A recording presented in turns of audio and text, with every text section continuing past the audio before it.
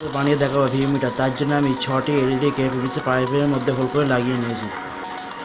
তো এখানে দেখো সব লাইটের প্লাস পয়েন্ট আমি একদিকে ব্যান্ড করে নিয়েছি। 6টি 330 হোমসের রেজিস্টার, আমি এই রেজিস্টারগুলো এই এলইডি সব প্লাস পয়েন্টে লাগিয়ে দিই।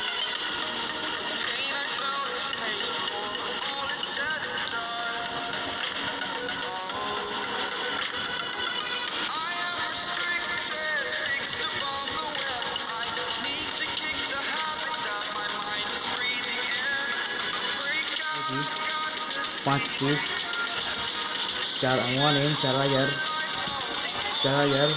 ডায়োড। তো এখানে আমি ডায়োডগুলো লাইটের প্লাস পয়েন্টের রেজিস্টারের মাথায় লাগিয়ে দেবো।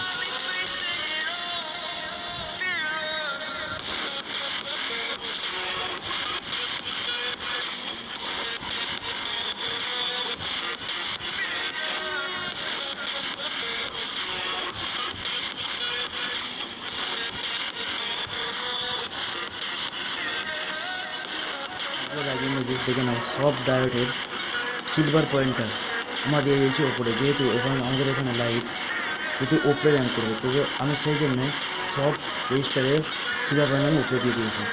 তো এবারে এখানে আমাদের যে লাইটের মাইনাস পয়েন্ট আছে সেই পয়েন্টটা আমাদের সব সার্কিটে যাবে। তো আমি এখানে কিছু টুকরো তার নিয়ে নিয়েছি, তো টুকরো তার নিয়ে আমি এই পয়েন্টে শর্ট করে দিই। দেখো দুটো আমি 1N 4000 সাথে দুটো ডায়োড নিয়েছি, দুটো ডায়োডকে আমি সিরিজে কানেকশন করে দিই। দেখে নাও এখানে রয়েছে -1 প্লাস, এখানে -1 প্লাস, তো আমি এটা সিরিজে কানেকশন করে নিয়েছি।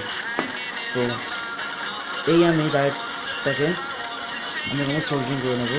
ঠিক এই লাইটের প্লাস পয়েন্টের এখানটায় ডায়োডের প্লাস পয়েন্ট, আর লাইটের মাইনাস পয়েন্টে ডায়োডের মাইনাস পয়েন্ট। তো আমি এখানে সোল্ডারিং করছি মাইনাস পয়েন্টটা লাইটের মাইনাস পয়েন্টে আর প্লাস পয়েন্টে লাইটের প্লাস পয়েন্টে লাগিয়ে নিয়েছি। তো এখানে আমি দুটো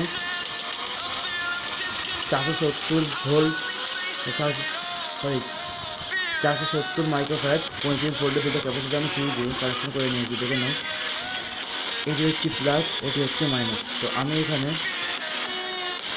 যে এখানে ভিউমিটারের যে এখানে দেখো এখানে ডায়োডের এখানে রয়েছে মাইনাস পয়েন্ট, এখানে প্লাস পয়েন্ট। তো আমি এটাকে সেই ঠিকই হিসাবে এটা মাইনাস, এখানে মাইনাস পয়েন্ট আর প্লাস পয়েন্টের ক্যান্সেল করা হয়ে গেছে। তো আমাদের ভিউমিটার তৈরি হয়ে গেছে।